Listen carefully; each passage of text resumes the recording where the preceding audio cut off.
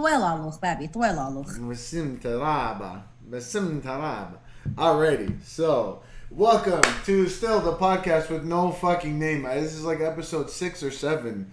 I don't have a name for you. Thank But you for having anyways, no problem. Thank you for being here. So today I am here with the lovely and talented Chef Natty, aka Natalia. Thank you for joining us. Absolutely. I'm happy to be here. No problem. Me and her go way back to that one wedding where we met. That was about it. And then ever since, like, we just been That cool with was each that other. was a very fun, that was a very fun time. My best friend got married and I got to meet all her family members and Which is got a me. chance to meet you. Like you are hilarious and a great artist. So Well, same could be said to you. yeah. Same could definitely be said to you. If you guys have not checked out Chef Natty, check out Chef. God damn, she makes art. She doesn't like cook. Crazy. Don't follow me if you're like hungry all the time because you're gonna be really annoyed. You know how many times when I'm going shopping, I'm like, no. I'm gonna check out her story later. You know what they say, don't shop on an empty stomach. So, all right. So, everyone's dying to know a little bit about yourself. So tell us a little bit about yourself. Yeah, so I was born and raised in Northern California, super small town where literally nothing happens. I'm sure you've heard of Turlock. I was gonna say Modesto, Turlock, but Modesto. Yeah, I mean both. Like my parents were divorced, so I would spend a little in Modesto, a little in Turlock my whole life growing Okay. up. So, the town where absolutely nothing happens. You're either a farmer or I don't even know what. or you go to the market everyone's talking Hire about. me. Is it really that bad? Like, I've never been to Cali at all, but like, is Modesto Well, really that well, bad, or Turlock? the Central California is it's the armpit of California. It's all agriculture. Really, nothing really happens there. It's all, like I said, like retired community or farmers. So I'm neither, right? So I knew that I had to get out of there to make something of myself because it's really just a dead end in the Yeah. 209. So, Yeah. was that what really like inspired you to get out of there? Like, just the nothing happening, or like, was it something else? So my mom moved out here to LA when I was 18. Okay. And she kind of paved the way for me. That was a huge blessing because doing it on your own is, I wouldn't even want to think about doing it by myself, Yeah. honestly. No, I feel that. It is really hard. Like it does test you out here. LA can make or break you, but thankfully my mom paved the way. I came out here when I was 21. And it's been going up ever since. I love this city. I mean, I still gotta visit, but Yeah. is it LA, right? They call it the city of fallen angels, like. Yeah, I I forgot my mean, facts, I right? feel like this is the city where you can come to make your dreams come true. Honestly, if you. You know what? I specifically remember one time when I was in high school. It was like 9th grade, I think, and a friend of mine in class, he was like he was kind of like bored with it, and then the teacher was like, just like, dude, you kind of got into like what you want to do when you grow up, and then he was saying like, he's like, I want a job where you make your own hours, where you set your own pay, where you you're basically like in charge of it. And she's like, well, when you Your find own that boss. job, let me know. And then at the time, like there wasn't any like, even like YouTube was still kind of new. It was like a few years in. No one, like only a few people kind of blew up online, and it was thought like you either are a star or you gotta work, you gotta get a job. But nowadays everyone kind of has the opportunity and the tools out there to make it on their own. So now with the way the world is and the way that media is, it's it all depends on your own will.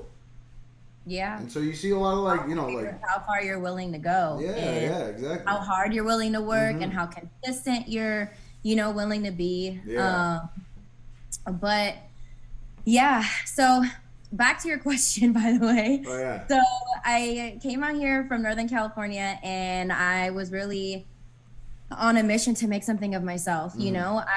I had, a typical Assyrian family that I was raised with. Mm-hmm. My dad, our grandparents lived with us, Yeah.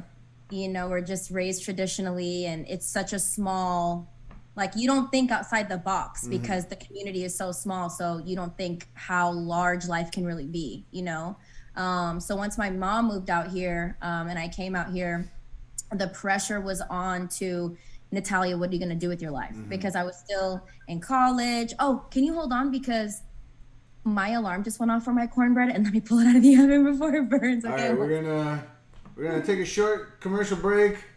Wait for Natalia to pull out that cornbread. Uh, Real good. I don't know. Depending on how this next segment right now will go, we'll see if we'll edit it out or not. So far, it seems entertaining. Here we have the legendary bookshelf that you're all very, very familiar with by now. Here we have my closet door. Very, very amazing. And there's the work. There it is. Oh my god! Why? I had this crappy ass store bought fucking. Oh my God, it smells so good. Oh my god! I had this shitty ass cookie that I was eating right before we started, and she busts out this homemade cornbread. Like, it's unfair, man. It's unfair. You know what? She's not getting. She's not getting any credit for this. Welcome back! Yay! Thank you. I was just hyping you up. I know it. So yeah, cornbread's out the oven. It smells so delicious. I smell dinner that. on the stove right now. I have barbecue chicken I'm about to put in the oven. I have collard greens on the stove that are already finished. I have mashed potatoes that are done. About to make some creamy grits. So I would definitely say that soul food is my specialty, and it's something that I really love to make all the time. She pissing me off, by the way, because all that sounds bomb, and like, I can't have none of that. All I could do was imagine the smell of. Remember that scene in The Matrix? Like, you seen the first Matrix when the guy's like, I don't even know if this is what steak really tastes like, but I don't give a shit. Like, that's what that was. I love it. All right. Well, no, it's good to it's always good to see people. Not even that like for me, it always fills me with a good feeling to hear people, no matter who they are, where they are, even if I just met them. I love hearing stories from people, and I love hearing when people make it on their own because that I'm aspiring to just have a bright future. Not even like I don't have like a vision board or anything. But Yeah. I do have goals in the future, you know what I mean? And those goals will only be accomplished by hard work. And like hearing stories like yours and other people, it's really an inspiration. And I take that personally. Like I love it. I really do love it. So I hope the audience gets the same feeling from that, you know? I mean, I will tell you this, like, I definitely did not do it alone because it is very expensive out here. But I know that without my hard work, dedication, and consistency and confidence, I would have never made it out here. It's just, you have to have this zeal about you to like want to win. Because there's so much that like everywhere there is so much darkness and failure everywhere, and that can hinder you and make you feel like, oh, there's so many people already doing it, there's so many people already in this lane, like how am I going to stand out? Like no, like it's a cliche, but there's really nobody like you. It's true. I mean, it's true. Well, I hear that a lot whenever I hear a lot of people say that. They're like, well, I don't know. I mean, I want to do it, but there's so much competition. Well, yeah. I mean, in any field, there's going to be competition. What makes you different? Like, even with me right now, like, what makes me different? You know how many people have told me, too? They're like, man, you should find, like, a niche and stick to that. Or you should, try doing this because you're funny. I'm like, I don't want to turn it into a job. I like it. And, I always have fun talking to people. And I feel like I get the best response from that. But you gotta hold on to something, and you have to like work towards it. And Doesn't matter. There's podcasts everywhere. There's podcasts Yeah. fucking every. I watch like 40, 50 podcasts. So, Right. So, someone's gonna come across you and be like, man, this guy's funny, or like, his guests are cool, or just, it's a vibe. Like, what's different about you? getting caught up in like trying to find what your niche is, like get out there and try all these different things because you Yeah. know, like you may stumble upon your niche. You know what I'm Exactly. saying? I Exactly. didn't come out to LA knowing that I was gonna, be in the culinary field at all, literally. So the way that it happened is once I moved out on my own. That was actually my next question, by the way. So, Oh, okay. So look at us. all right, there you go. See, big brain. Okay. So once I, moved out, I came out here, I was living with my mom for a little bit and then, moved out on my own, but had a roommate. But, when you're on your own, like you're doing all these new things, like you're cooking for yourself, like you're cleaning for yourself. Like if anyone knows growing up in an Assyrian home, that's your nana's kitchen and that's your mom's kitchen. Exactly. That's not your kitchen. And you're kamakalafa, as we say, which means like you're in. So it literally literally- means you're in front of my feet. I remember like anything I ever wanted to make, it could have been as simple as an egg or a box of macaroni and cheese. And my grandma would just sit there over my shoulder and she's like, no, not like this, like this. And like, just that kind of environment doesn't make you want to dive deeper into that. So moved out on my own, started cooking. I guess it was like a hidden talent of mine. And something that I really loved to do was I loved to have people over. I loved the togetherness that dinner and that food in general just, brought. I love, hosting and just bringing people together that I loved. So I ended up going to culinary school because the pressure was on. I was like, what am I about to do? Oh, so you actually went to culinary school. I did not know that. I went to culinary school, yeah. Okay. I went to culinary school. And, it definitely taught me a lot of fundamentals. It definitely, the safety and sanitation class was really good. Knife skills come in handy, but definitely being out in the field is where you get all the experience, Well, there's no substitute for experience, right? So, I mean, even me too. Like, I cook as well, and I had a restaurant before. And really? Oh yeah, and I like my health inspector was like the most by the book lady. like a few shops down, there was a Hawaiian place that the guy would always go outside whenever the inspector was there, and he'd be like chain smoking just because I knew he would get into a fight with it. Yeah. But at the same time, I mean, as much of a bitch as it was, I'm glad for the health department because it's true. A lot of people do, they tend cut to corners. Yeah, and it cuts like borderline like dirty / dangerous when it comes to food. So even me too. I mean, whenever I serve something, sometimes some people will be like, don't like why are you throwing that, or why aren't you serving it like it's only a couple days old. No, it's got to be fresh. Right. I want the quality, so you got to take pride in what you do, and I like I said, I see the pride that you take.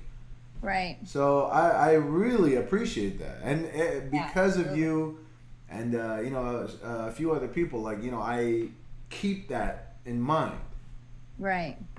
So, yeah, exactly. Well, thank you. It's very sweet. I definitely pride myself on like quality ingredients. A lot of people, a lot of chefs will, like if they're like needing to buy in bulk, will, go for the cheaper product, and for me, I pride myself on nourishing you as I'm feeding you, so I'm all about like organic, whole foods. Like you'll only see me shopping at like Whole Foods and like just the top tier grocery stores, and it's, and it shows in your food. It shows, you can feel it, you can taste it, you can smell it. And really just, I love educating my friends on, what it means what the difference is between, for example, farm-raised salmon and wild-caught salmon. I just had this conversation with one of my best friends. We were at the gym together, and she's a grown woman who didn't know the difference between wild-caught and farm-raised. I love her to death. And this doesn't mean that she's, no, uneducated. It's just people don't know these small differences that it can make in your life. I mean, do you think that's also a lack of like, basic nutrition education? Like, I feel like I don't ever really remember talking about this in school. That's a whole another Yeah, no, I thing. mean that's another day. But like, just like quick, what are your thoughts? Do you think like like we could be a little more educated in school about just basic nutrition and basic like Absolutely. how Like it how affects the how many body? people right now do you know? I can count on my fingers right now how many people I know that defrost chicken by either leaving it on the counter, putting it in the microwave, doing something silly, when really the proper way to defrost chicken is by running it under cold water. Exactly. And if you don't want to waste water, then put that thing in the refrigerator and wait until Exactly. it thaws. Yeah. Mm. And I know people that are grown women till this day that do exactly that. And that is because of the lack of proper nutritional education. Mm. And I would have, who knows what I would have been doing, honestly, like if I didn't go to culinary school. Like there's so many things that I've learned that I now pass on to all of my friends. Yeah. So No, that's great. I mean, it's see that's what I mean about the difference between it's just a job for you and the passion because um, you know the education is there, like the like informing people yeah, like definitely. even me too. I've asked you a few things and you've given me hints. I've tried them. I'm like, this does make a difference, like and Yeah, I love it. I love when people call me and ask me what they should make their boyfriend for dinner for their mm, birthday. I love when people ask me like what type of recipe, what they do with this, what they do with mm. that. Like I love that. Call me. I'll let you know.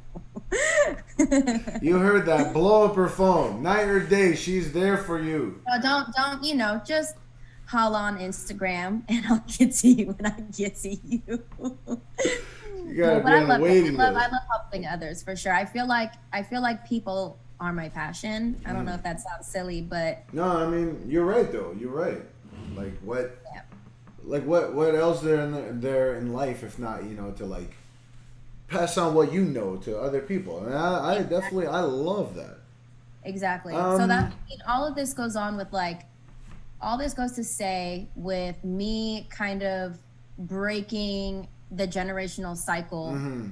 of being a boss and not, with Assyrian parents, they're always trying to, oh, go get married, go do this. My parents were never that way. They were like, go get your education, like Mm. go have fun, go explore your life, go see, what yourself is about. Mm. And because I am literally breaking these generational cycles and putting on for Assyrians, putting on for women, like, and just being a boss and an entrepreneur. You feel me? Oh, yeah, I feel you, bro. And like educating others is, Mm. what my life has turned into, and it's really fun. Yeah, I mean, no, for sure. Like I firmly believe that there's a reason why we're not born with a blueprint, is because life. There's no way to like there's no one way to live life. Like everyone's life is is their own path, and Yeah. like you never know where you're gonna be. It's like sometimes when people say it's like, oh, but traditions, like, well, do you know how many traditions have been lost over the ages? Like that's not to say don't care about culture or tradition, this that, but I mean, it's not pick or choose. But at the same time, like you have to understand that times change. Otherwise, if that was the case, then like respect your elders. No one would talk if and like no one else would be able to talk if an old person was talking. We don't like. I love tradition. Me I too. love culture. I love being an Assyrian woman. Mm. Any of my girlfriends literally call me a gabarta. Like I'm I always the love one that's talking about our history, that's for speaking in Assyrian, that's like, just I love it. I love my culture. our However, I non-Assyrian I'm residents. going to move how I'm going to move, There you you go. know, There you go. with respect to my religion, with Mm. respect to my culture, with respect to my parents and my family. For Um, sure, for sure. But at the same time, like you gotta when to do. move, Yeah, how you I'm do what gonna you do. move, For, baby. exactly. There you go. Yeah. Well, I mean, I love that you are you're loving that you're doing what you're doing. Um, when you were like starting off, like was this like when you were going to culinary school? Was there something that was making you like second guess that, or did you just want to try it out, or were you like inspired by it beforehand? Like what was up with that? So when I started going to culinary school, I was unlike anybody Mm-hmm. in in in class and any of the classes that I was taking. I'm a very like I want to have fun in anything that I'm doing, right? So I'm like singing, I'm dancing, I'm chopping, like I'm putting my personality into anything That's that I do, literally how we got right? along in the first No place. matter where I'm at, I'm moving by the seat of my That's own literally pants. how we got along in the first And place. with respect, to what to my, Of surroundings, course. with taste. Yeah, yeah. But I would look around and I'm like, I don't look like anybody here. I don't act like anybody here. Like everybody is so like You serious. see this And nose? Does this look like the nose of someone from? it's beautiful. Over the years, I have, the older that I got, I've grown to love it because that could definitely be an insecurity when you're younger because you don't understand the history and where we come from. But with Definitely. age, you learn to love yourself and your body. But yeah, so The nose. ooh, I definitely knew that that's where I was, supposed to be at that time. Even though I didn't look like anybody, talk like anybody, I Mm. didn't use the same mannerisms, I didn't know as much as everybody, like because all the students, all the colleagues there had, previous restaurant experience, had Mm. wanted to be chefs for such a long time. This was their like passion. They were super serious. And here I Mm. am, like, da da da da, yeah, like let me try something new, you know, and it was great. Like, although I was like Mm. super different, Mm-hmm. people hated on me for that. They didn't like how bubbly I was. They didn't Really? like how nice I was. They didn't like it. No They didn't like way. it at all. And honestly, that's nothing new to me. Like back in elementary school and junior high school, like I always stuck out. People were mean, people were bullies. I was definitely bullied, like a really, big part of my life. So going into college, people weren't necessarily bullies, although I did see bullies bullying other kids and I gave them a piece of my mind because Good. that doesn't happen around me. Good. But Mm. it was Did you just give him one of those? Like a quick, no. like, right? Although I am in boxing right now, a lot of therapy I has seen that. I seen that. a Hell lot yeah. of therapy has taught me to, like use my words, and I'm a very effective speaker and people do listen when I talk. Mm. So, so yeah, I mean, did I feel out of place? I definitely did. Did I feel like I didn't know as much as everybody? Absolutely. Did I Mm. feel like I didn't have as much experience as everybody did? Absolutely. But I went in there on a mission with a purpose, and I soaked everything in, and it was incredible. I got a lot of really great experience, and Mm. right out of culinary school, I got my first celebrity client. I didn't even know that I wanted to be a Wow. personal chef. There's so many avenues that you can go down. You can be a caterer, you can be a chef in a restaurant, you can be Yeah. a line cook, you can own a food truck. There's so many things, and I didn't have that narrowed down. So back to like the niche, Yeah. finding your niche, like get out there, go try different things. Like you don't know what your niche is when you're so limited, Mm-hmm. in your own mind. So I went out there. I found out that I wanted to be a personal chef, from experience, talking to other colleagues, see what other people were doing. And that was the Yeah. avenue I wanted to go down. And literally right out of culinary school, I landed my first celebrity client. And right after him, it was just like celebrity client after celebrity client. And it was just, I'm like, what am I doing? Small town girl from Sherlock. Like, what the You're heck is doing going big things, man. You're doing big things, like you said. That's what's up. Yeah. You getting yourself out there. A lot of people are so scared. Like, I know.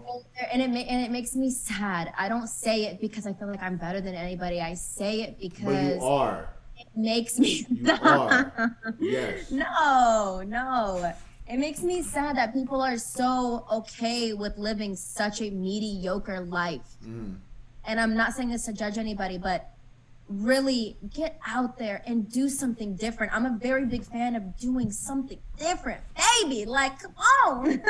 Exactly. I always Like, say too, see? you don't want to look back at your life and be like, the things you worry about now, like your bills, your money, like where you're gonna be, you're not in the same place as some other people, or I don't know about moving here. I don't know about. I mean, it's these are real things. These are real things that you should have a plan for. But at the same fucking time, you want to look back at your life in 20 years and just be like, the fuck? What's it gonna say on your epitaph? Oh, you didn't do shit. Like, do something, man. Do something. Do you know how Enjoy many life. I've been a part of that have scared the shit out of me here?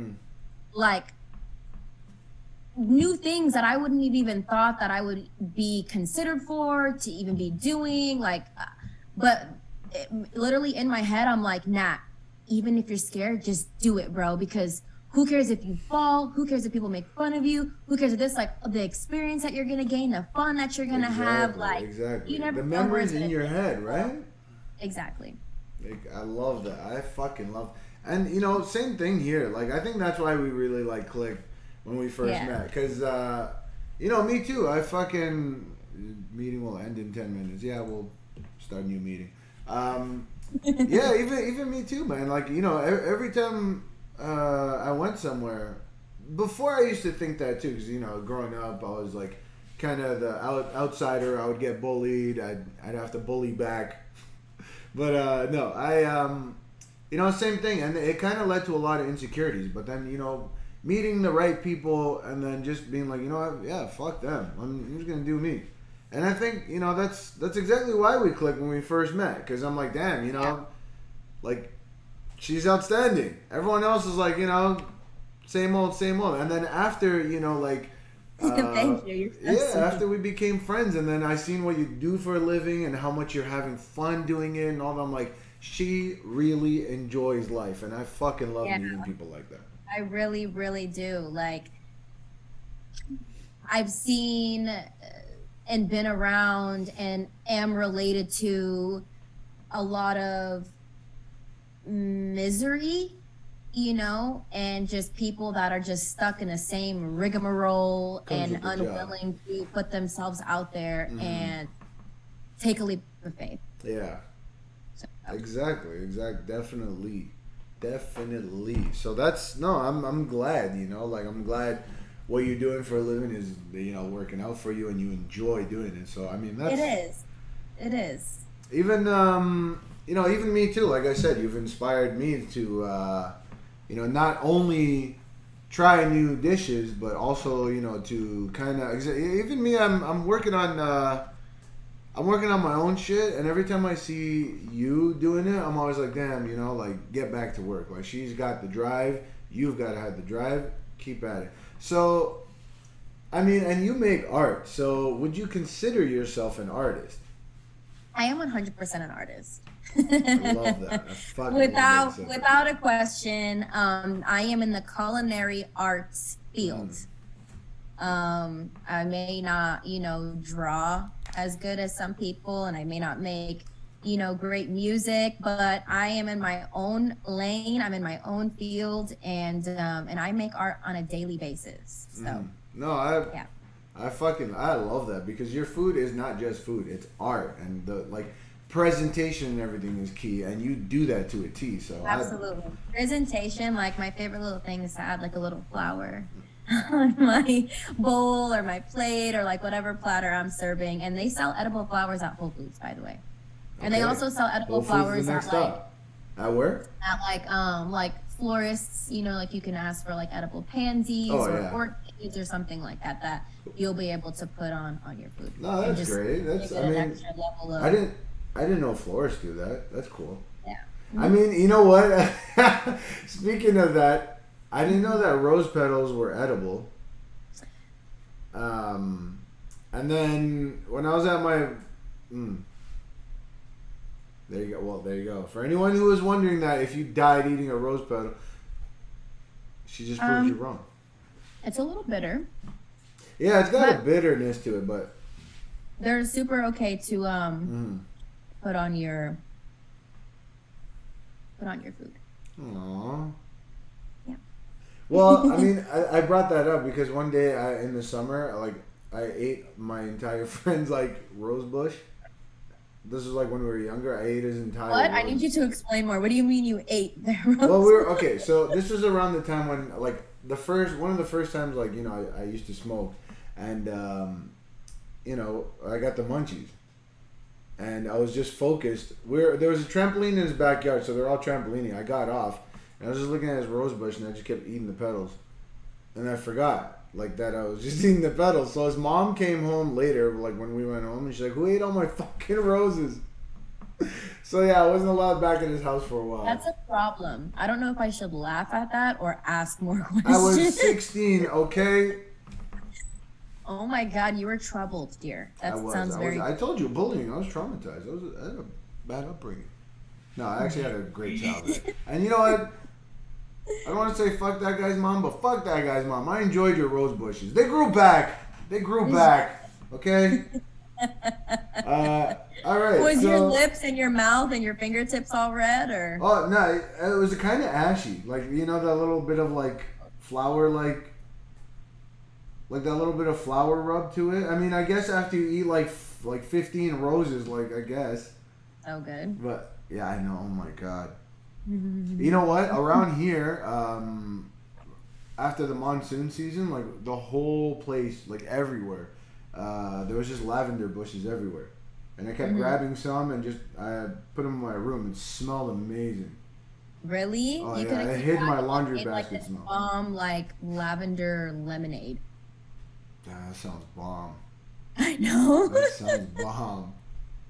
All right, see, there you go. Live on air, you saw for yourselves inspiration. Like a lavender infused tea or something. God damn. That would have been. Yeah, I should try that. I still have some, so I'll try that up. Look at God. There you go. See, inspiration. There you go. Do you see what I'm talking about? Y'all see what I'm talking about? I love it. Yeah, so what everyone really wants to know is, when are you going to visit me so that, I can finally try some of your food? Listen. That's the real question. That's what everyone wants to know. Everybody wants to fly me out so I can cook for them. And all I'm going to say is, put your money where your mouth is. There you go. The most boss answer I've ever heard to a question. You want some good home cooking? Fucking right. I want some grits. I want some cornbread. And we'll make it do what it do. Because I am a traveling chef. So I fucking love that answer. I traveled for my client, back to his hometown in Michigan. And, that was really cool. That was a whole experience. My client bought me a first class ticket. Wow. And it was surreal. I was literally sitting down and I'm looking down at my ticket and I'm looking down at how much leg room I have. And I'm like, okay, sis. And I'm like, I'm really going to the other side of the country to chef for my clients. This, they can literally hire whoever they want. You know what I'm saying?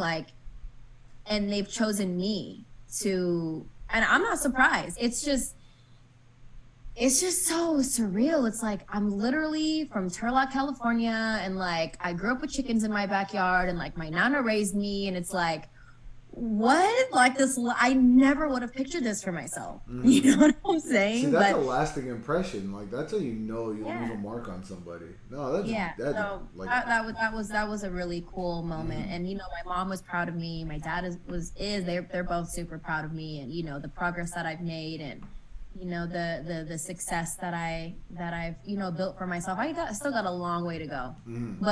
But I'm in my own place. This is my own place. I don't have a roommate anymore, but it's definitely been a lot of hard work.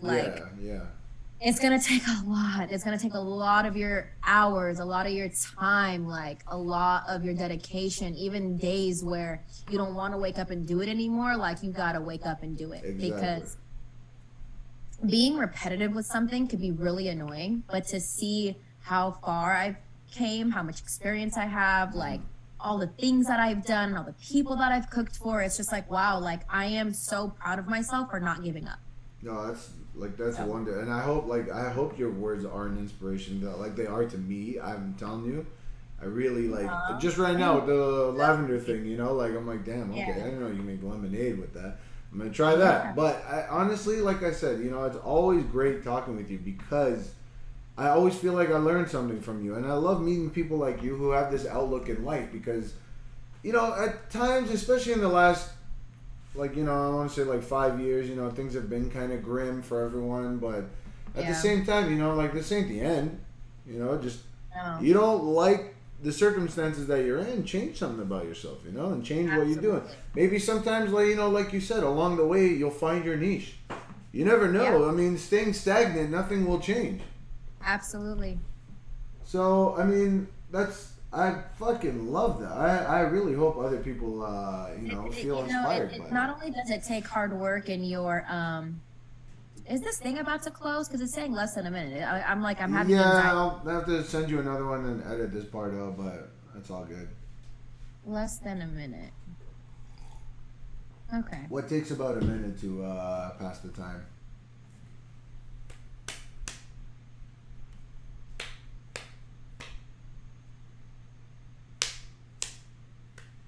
I knew you were gonna go wrong. Listen to you. Absolutely. You know, I mean, it's their job, but at the same time, like, you know, people look at it as if it's like something negative. It's like, oh, you know, they're seeing a therapist. Like, well, who doesn't have problems? What do you mean? When I told my dad when I told my dad I was in therapy, I was like in therapy for like 6 months until before I had told him that I was in therapy. And he goes, "Why are you in therapy? There's nothing wrong with you." And I'm just like, "Dad, like I mean, everyone has problems. Everyone has therapists problems. don't sit there and, tell you what to do. They don't sit there and tell you what's wrong. They actually help you come to the conclusion yourself. You know, They ask you questions to help you realize for exactly. yourself and help you get through your own breakthroughs. I mean, So- I think because everyone has seen Silence of the Lambs, and you know, they kind of think of that kind of like, you know, thing. But it's like, Yeah. you know, I don't know why. I think media has kind of portrayed therapists as like a, you know, because whenever you see like the Tony Sopranos and whatnot, like on TV, like going to therapy, and it's always like these really damaged people. But it's like, you know, sometimes having somebody there to listen to you and suggest things for you for the better, there's nothing wrong with that. Everyone confides in somebody. So, Right. you know, there's nothing wrong with therapy. I've considered it many times myself. Like, Yeah. I mean, I don't want to sit here and be like, well, there's nothing wrong with me. I mean, everyone has flaws, but Yeah, you know, it's not even sometimes that- you just gotta take a step back. You have to work things out, and I was noticing things in myself. Mm-hmm. I didn't like the way that I was reacting to some things. I didn't like the way that I was talking sometimes, Yeah. and all of that. The way that you treat others is it's things that are stuck in your heart and your soul, like things that you're not healed from. So Of course. and everybody has to find their own outlet of what's going to make them a better person. And first of all, you need to want to be a better person. You know what I'm saying? And I knew that I wanted to be a better person. I wanted to be a more effective person in society. I wanted to be a better friend. I wanted to be a better daughter. I wanted to be a better career woman. And I knew that it was going to take, a multitude of things to get me there. So there was a lot of therapy, a lot of prayer, like praying on like my knees and like with zeal, you know what I'm saying? And yoga, a lot of meditation, working out, listening to sermons. Like there's so many things that I had to do to get me to where I am today. It's not easy. It was a lot of self-work. You know and what? Now, It's like that poster every fucking classroom ever in the world all had, and in multiple languages, where it's like, what is it?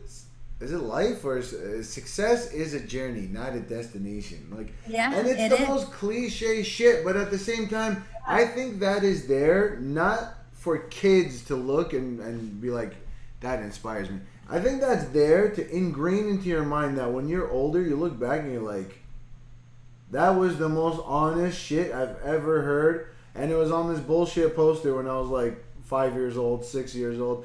But it's stuck in your mind because it's like, it's true. Success is a journey, which means you're never going to get to success. The road to success is success. So it's defined by how you take it. Like, to me, I always try to remember the blessings of like every day. And even that, I mean, it's cliche and it's like, be thankful for what you have, but fucking right. The fact that I'm sitting here talking to you right now is a blessing. The fact that I'm sitting here, drinking my coffee is a blessing. Yeah, I mean, these are things that, talking with a friend. You sometimes you ever like spend a day by yourself and you're like, fuck, man, I wish somebody was home to chill with. You know what I mean? Sometimes, And so when you get to talk to somebody, you get to talk to a friend, when you get to, converse with strangers at the fucking while you're pumping gas. You know, it's things like that that really make you, you know, appreciate. The other day, my front lights burned out. Okay. And so I was in traffic, and you know, people were fucking flashing at me, and then I know they were trying to, like, you know, tell me like, hey, your lights, and I'm just like, man, okay, I get it. Like, I was kind of snapped. So I came at a traffic light, and then there was this couple that was beside me, and the girl rolled her window down, and she waved me, and then she's like, you know, your lights are. I'm like, yeah, I know. I'm like, I got the lights here. I'm just heading home to fix them, and then the guy's like, you know, he's like, why don't you turn your high beams on? I'm like, well, I'm in traffic. I don't want to high beam anybody. And then they're both like, man, that's very, like, nice of you. And that took me back from, like, me being angry. And I'm like, oh, my God, I just finished work. I just want to go home and fix my lights in the fucking dark. But even then, I was just like, I just needed to hear that. I'm like, what? That actually made me smile in my own car. And I'm like, let me put this fucking song on. Let me enjoy life right now. Fuck, what am I, like, stressing about? Yeah. It's I'm telling you, it's the little things sometimes. Like, we really take them for granted. But therapy could have fixed that, by the way, sweetie. That is true. I highly suggest that just start. If you're insured, find a therapist. Well, first pray about, you know, finding a therapist, somebody that's right for you, and just start. And it doesn't matter where you start, how you start, just start. This episode is sponsored by... No, I mean, no, you're right. I mean, you know, like we said, there's a negative stigma around it, but there's nothing wrong. Don't think about Hannibal Lecter therapy. Don't think about fucking Tony Soprano therapy. Just think about it as if you need to talk to somebody, there is someone who will professionally talk to you. If you need to, and if you just want to be a better person, really, if you have the need in your heart to want to be a better person, then you will. Exactly. Take that road for sure. Yeah, I mean, you never know. Sometimes it's good to get an outside perspective, somebody who doesn't know you, you know? And maybe when they listen to you, they're not going to coddle you the way, you know, maybe family, friends, like, I don't want to hurt them. Someone who's paid to do it, they'll just be like, hey, listen, the only thing attaching us is the money. So I'm going to tell you what you're... I was the very first person in my family and my whole lineage to go to therapy, and I broke the cycle. And not only did I go to therapy, since my father's time, no one has spoken to anyone in my family. So you know what it is, people don't understand, there is so much pressure on these shoulders here.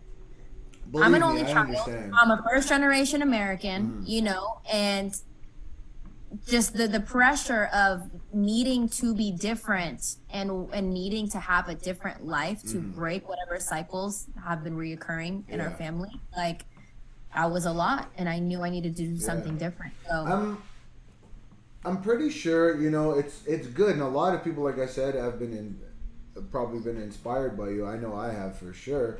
But I appreciate that. I hope so. Have you faced a lot of criticism with that kind of mentality, especially in our kind of culture? And just to clarify for people that don't know, our culture, it's not a suppressive, oppressive culture. It's just, you know, people need to understand that we are basically either first or second generation here, and you know, we're basically like village people. We date back 6,700 and some odd years. You know, we're talking about people that used to walk with Jesus Christ. And, you know, it's like Assyrians are very hard-headed and they want to stay, and not in like the worst way, but they want to hold on to the culture so bad because we are a dying breed. You know what I'm saying? Yeah. A lot of Assyrians are not marrying Assyrians and having kids with Assyrians, and that's totally okay. However, we're going to be extinct at some point because there's not a lot of us left. Well, I mean, think about it. Like, how many peoples have died out? Like, you know, that's just how it goes sometimes. I mean, not to say that, you know, we shouldn't hang on to things, but at the same time, you come halfway across the planet and you expect things to work just the way that they work. They used to. Yeah, I mean, especially, do you really think our early ancestors... Now, when we talk about our ancestors, we're talking like Assyrians, Sumerians, Yep. Babylonians, Babylonian. Mesopotamians, you know, so they wouldn't. Do you think if they stay to their traditions? I want Assyrians to listen to me right now. Do you think if they stay to their traditions that they would have got anywhere in life? They would have built some of the greatest novelties. They would have, you know, progressed culturally, civilization, economics, mathematics, all the things that we use nowadays. Astrology. Exactly. Like, All everything. of these things that they mapped out the fucking solar system Yeah. 6,000 years ago. So, do you think they would have done that if they stuck to tradition? No, Come on. they I wouldn't mean, have. you They know, would have it's to step one outside thing the to box. it's one thing to preserve the culture. It's another thing Absolutely. just to fucking have tunnel vision. Right. Expand your mind, expand yourselves. Like there's nothing Right. wrong. And that's why it's up to us, like our generation, like I would call us kids because like we're still kids, like we can still say that.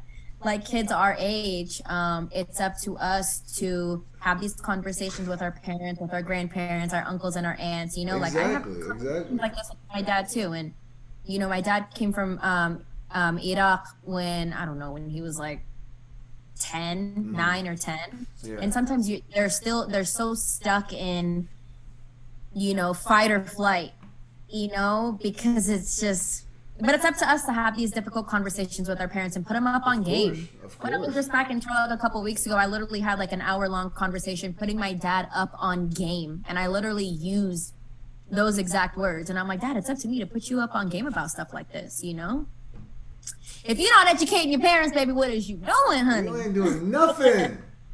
No, I mean, even, you know what? You're an only child, right? I am an only child. Yeah, see, for me, I am the youngest of the bunch, so... Okay. Truth be told, if I was born a woman, it'd be very hard to get people to listen to me. Truth be told, not because you're a woman, but just because I'd be the youngest girl, already I'm babied as it is, Right. in my family, my whole family, not just the immediate family, it's very hard for them to take my opinion because they still see me as the youngest.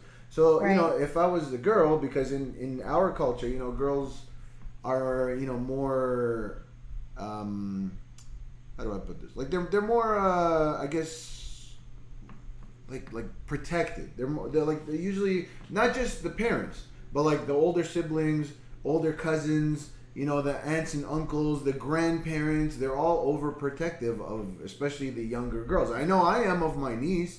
I'm not overprotective, but at the same time, I I ain't letting shit happen to her. You know what I mean? I get it. Absolutely. Yeah. So, Yeah, I mean, for I sure. say that with like I say it from experience. Like I always grew up around my cousins, so I see how their parents treated them. And, even me too, being the youngest, I'd always, relate to the youngest. And our opinions are very hard to come across, especially when our people are as fucking hard-headed as they are. But, Super. but yeah, like you say, even that in itself is a mission to, it's work in itself to get your point across to people who think this way. Yeah, definitely. It's definitely made me more of like an effective speaker. Yeah, definitely. I don't mean to sound like any type of way, but when I talk, people listen. When I talk, it affects others. When I talk, it inspires others, and that's a power, that God has given me. That it took me a really long time to realize that it was super depressed, and I didn't know the type of power that I held. But my mom always told me, for a very large portion of my life about this power that I held, and I honestly don't think that I would have, realized it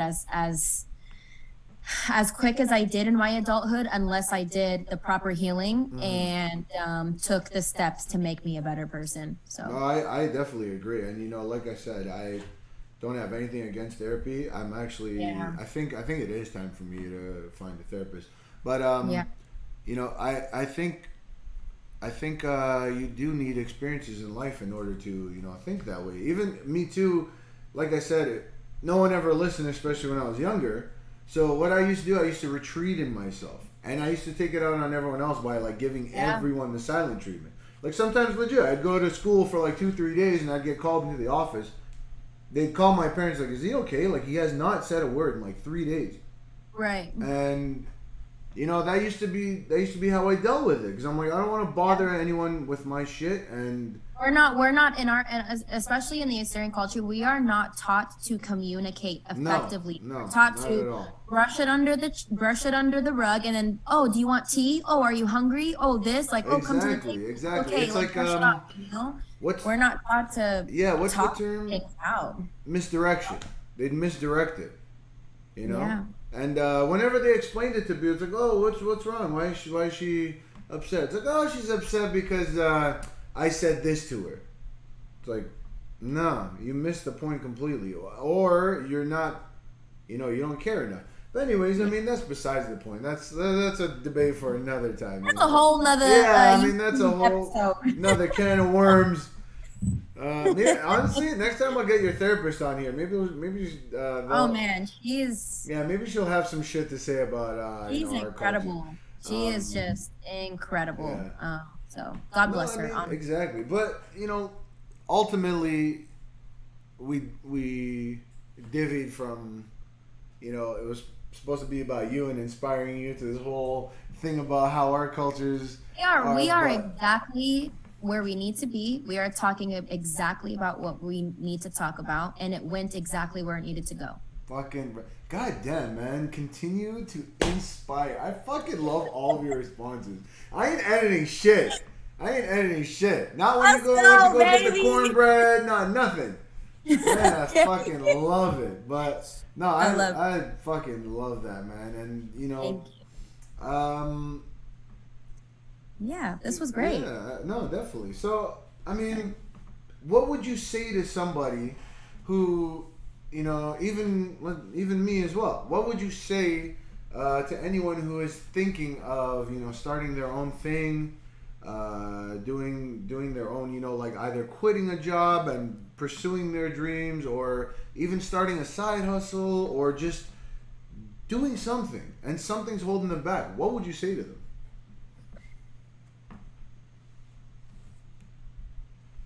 Make it fucking happen. Simple. Make it fucking happen. Fucking simple. That David Goggins ass answer. I love it. I left we'll call it I was working a retail job. I was working at T-Mobile for almost 6 to 7 years. Oh, God, when I got this, I am one of them, honey. Look at this gift of gab, baby. Of course I'm going to be in sales. Anyways. Best I could do is 10 gigs a month. Long story short, I was working for T-Mobile and going to culinary school. Right out of culinary school, booked my first celebrity client, who I was only supposed to cook for a couple of days because they were in town. Ended up being, I want you to be my full-time chef. That's what they asked me. There you go. And I was like, holy crap. I just got done, calling out these last couple of days, from work, just to come here to, like, what am I going to do? How am I going to do this? Like, this is my bread and butter. This is how I survive. Like, working for a company that is job security. Yeah. That's 100% job security. Going out on your own, there's absolutely no job security being an entrepreneur. Nope, not at all. Oh, I literally looked at my client and I'm like, I had an honest conversation. You have to have honest conversations. That's what you cannot be scared to do. Yeah. And I looked at my client and I'm like, you understand what you're asking me to do, right? You're asking me to leave my 9 to 5 where I know I'm going to wake up and have a job every single day, to come here with no job security and be your chef. Like, do you want me for the long run? Like, I had this conversation. It was uncomfortable, Of course. But I had this uncomfortable conversation and they're like, leave your job. And I was like, bet. So before I left my job, I wrote up a contract that locked me in for a year. And I wrote my own contract. And I had all my little bullet points. They looked over it. They signed. I looked over it. I signed, dated. And, I already completed my 1-year contract. Like, that was amazing. And since then, I've cooked for so many amazing people. So. Yeah, I mean. It's just get out there and do it. Like, you're going to be scared. I can't even say don't be scared because I was scared. Yeah. Have faith in yourself. Have faith in your power. Have faith that God is not going to misdirect you. And if it feels right, then make that shit happen. Inspired. Just be open to making mistakes. For sure. for sure. Be open to looking dumb. Be open to trying new things, because that's the only way that you're going to grow as a person. Exactly. That's the only way that you're going to feel alive. Exactly. And if you don't want to feel alive, then stay at, Verizon. Then stay at go die. Stay at, whatever. Yeah. Stay working under somebody and helping. Trading your old phone ass. With your sign up now, you get a free Samsung Galaxy fucking 22 ass. With your do I get an iPhone or fucking try this fucking ass? Nah, man, nah, you're right. I mean, me too. It's hard. I run my own business as well, and people always say too, it's like, why don't you, sometimes they see the stress. Sometimes they see, because for those who don't know my deep dark secret yet, I am Canadian. And so going back and forth was very fucking hard. You're Canadian, eh? Yeah, I know. Yeah. God damn. Oh, I'm sorry. I didn't want to tell anybody. But going back and forth was very hard. And especially my business being in the U.S. And a lot of people, they see the stress and all that. And I'm like, this is what I want to do. This is what I'm working to getting back to doing. And now that I'm back to doing it, everyone's like, man, you're working just as hard. We barely see them. Like, fucking right I am. I'm like, this is what I want to do. I'm having fun doing it as well. It's hard work, but it's my own thing. No one's telling me shit. If I feel like taking a week off, I take a week off. And that's that. That's it, man. You're your own boss. That's the best feeling. If you want true liberation in life, do your own fucking thing. I was so sick of wearing a name tag. Do you know how... I can't even find the word right now, but I felt so degraded every time I had to put a name tag right here that said, hello, my name is Natalia. No. I kept looking at, I purposely didn't wear my shit, and I always got in trouble for it, but it was just so degrading. Just putting on, not even the uniform, but just putting on that name tag that said, hello, my name is, I'm not knocking anybody that is doing a job that's like that. I get your bread and butter, make it happen. I don't look down on anybody in any type of position. Do your all the time. For me specifically, it was degrading. Yeah. Let me make that clear, okay? And I knew I needed a change. And the thing is, I kept saying it out loud. I want to be my own boss. I don't want to do what I'm doing anymore. I want to be on my own shit. I want to take control. I want to do this. I want to do that. And it's like, I had a goal of the woman I wanted to be. I had a vision of the woman I wanted to be, what she looked like, what she smelled like, where she was working, what she wore, what she cooked. And I had that vision, and nothing was going to get in my way. Hell yeah. So, that's fucking boss energy right there. You feel me? Hell yeah. The next episode is going to be Boss 101. You know what it's going to take to elevate your lifestyle. There you go. Stimulate your mind, Craig. Stimulate your mind, baby. Hello? Why bringing up old shit? So, last question before, we close up. What are your thoughts on the increase in gas prices? No, I'm joking. Well, I drive a Tesla, so I don't give a shit. That was our joke question of the day, but she answered it with a serious question. That's boss energy right there. Fucking right. Fucking right. Stay true. Don't let anyone fool you.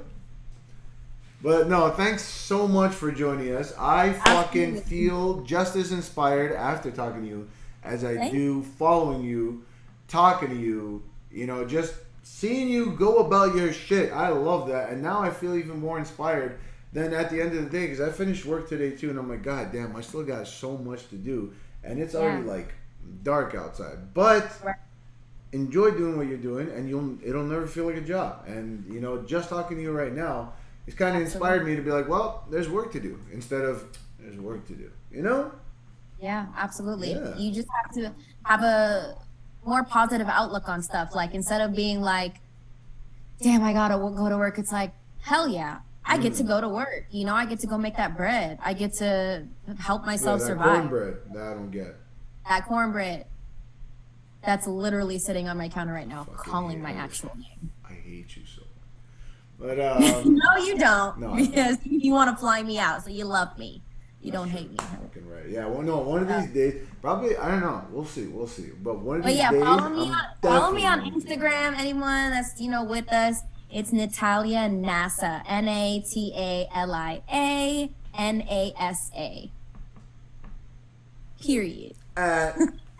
Fucking right. I'll have that in the link down below so you guys know where to go. Also, let them know about anything else you got going on that you want to tell anyone else that you got going on.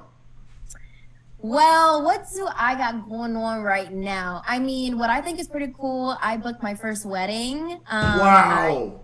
I know. So I get to cater a wedding on the 25th. It's going to be 100 people, and they are wanting soul food. So it's like right up my alley. It's going to be perfect. I hate when she says the soul food. It's going to be at like a crazy Malibu mansion, like right on the water. It's just the place is just incredible. If you guys want to see that, if you want to feel inspired by what she's talking about right now and when it happens, you follow her and you check her out like I'm going to do. Because I see that, and I'm going to keep working towards what I'm working on. I appreciate it. I really appreciate your kind words and how warm you've been. It makes me feel really good, and it makes me feel like I'm exactly where I need to be, and I'm doing exactly what I need to do, and this is all going to be for the greater good and for the future. And exactly. Yeah. Exactly. And so we can, look back and just be like, fucking right. I did that. Yeah, definitely. So, no, thank you so much for joining us, Nat. I know Absolutely. You had a busy ass schedule. It was hard getting you on here as it was. But thank you for making the time. That really, shows me. This was a pleasure. Yeah, it shows me the appreciation. Thank you so much. I'm glad. I hope you had fun. I had fun. So I did. Hell yeah. Do you see the smile on my face? I can't fake a smile. I don't know because I have to stare into the camera, and you are over here. So I mean, hopefully when I look back at this, I see the smile. But I'll take your word for it. I think you haven't lied to me yet. You'll definitely see the smile. For sure. Thank you so much, Nat. And, Absolutely. I will continue to follow you, be jealous of your food, and, hopefully Likewise. We'll see you for the next wedding. All Take love. care, guys. Peace out. Bye.